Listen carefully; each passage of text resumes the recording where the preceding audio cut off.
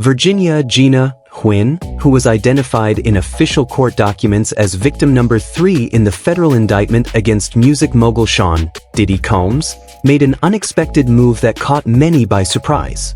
In a letter addressed to Judge Arun Subramanian, submitted in late July, Huynh shared a deeply personal and compassionate message. Her words came just weeks before Combs is scheduled to be sentenced on October 3rd. In a situation where many would expect silence or condemnation, Huynh instead presented a perspective of support, urging the court to look beyond the allegations and consider the broader context of the man she once knew. She emphasized that Combs is a changed individual, someone committed to growth and healing, and someone she no longer views as a threat to the public. Her letter focused on his efforts to become a better person and highlighted his connection to his family and community. Huynn's public defense of Combs is even more surprising given that she was absent from the witness stand during the entire trial.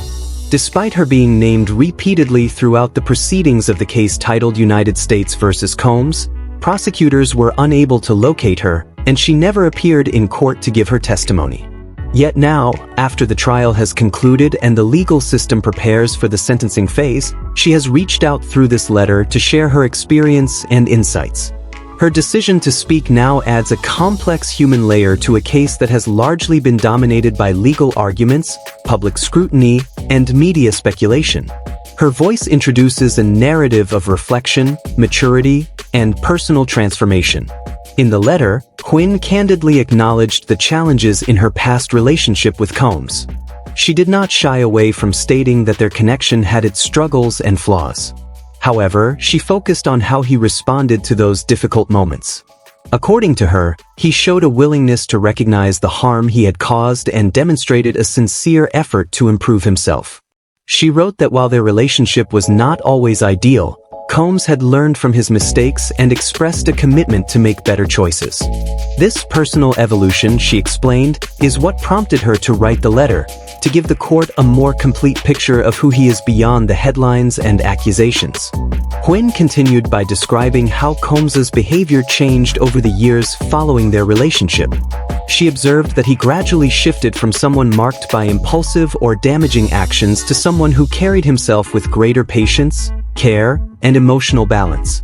She reflected that by the time their relationship concluded, he had embraced a more grounded and loving approach to life.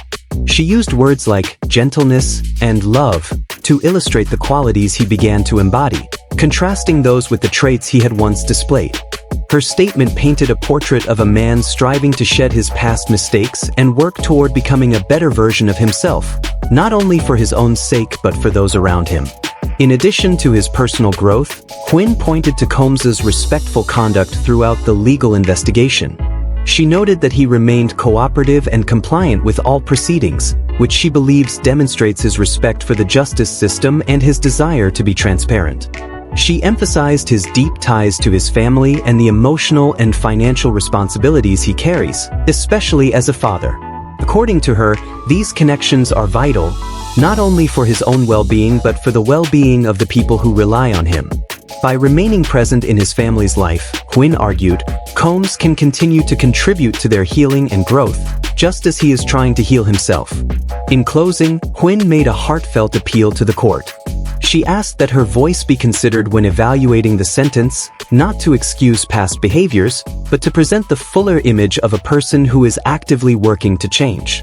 She believes that allowing him to stay at home during this time would help foster recovery for everyone affected, himself, his family, and even those who were hurt by past events. Her message, filled with honesty and compassion, reveals a woman who has chosen forgiveness and understanding over bitterness. Her letter serves as a reminder that behind every courtroom headline lies a human story, one filled with mistakes, growth, and the hope for redemption. Huynn's letter also highlighted a broader message about human complexity and the possibility of transformation. By sharing her personal reflections, she invited the court and the public to consider the idea that people are capable of change even after making serious mistakes. Her narrative suggested that while accountability is necessary, it's equally important to recognize progress and effort toward improvement. In presenting Combs as someone who has attempted to evolve, she implicitly asked the legal system to exercise not only justice, but compassion. Her words carried a sense of emotional maturity, rooted in first-hand experience rather than speculation or judgment from afar. What also stood out in Huynh message was her decision to remain focused on healing rather than punishment. She didn't dismiss the seriousness of the allegations or pretend the past didn't exist. Instead, she acknowledged the reality of what occurred and centered her message on the potential for repair, not only for Combs, but for everyone impacted by the situation. Her tone was not one of naivety, but of a person who has seen both the worst and the best in someone, and is choosing to support their better nature. That kind of nuance is rarely captured in high-profile legal battles, making her letter both unexpected and deeply human. She also appeared to be advocating for a more restorative approach to justice.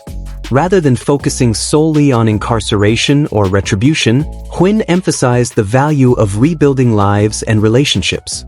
She pointed to Combs's role as a parent and community figure, stressing that his presence outside of prison could provide emotional and practical benefits to those who depend on him. Her letter framed these elements not as excuses, but as factors that should be considered when deciding what justice truly looks like in this case. In doing so, she indirectly challenged the traditional narrative of guilt and punishment, advocating instead for balance and empathy. It's also worth noting that Huynh's words may carry a unique weight in the eyes of the court. As someone listed in the indictment, her perspective carries a certain credibility, even more so because she chose not to participate in the trial. Her silence during the proceedings gave her voice, when finally heard, an added gravity. The court may view her decision to speak now, voluntarily and without prompting, as a sign of genuine reflection and intention. Her letter wasn't a reaction to public pressure or courtroom drama. It was a conscious effort to express her own truth at a time when it might matter most.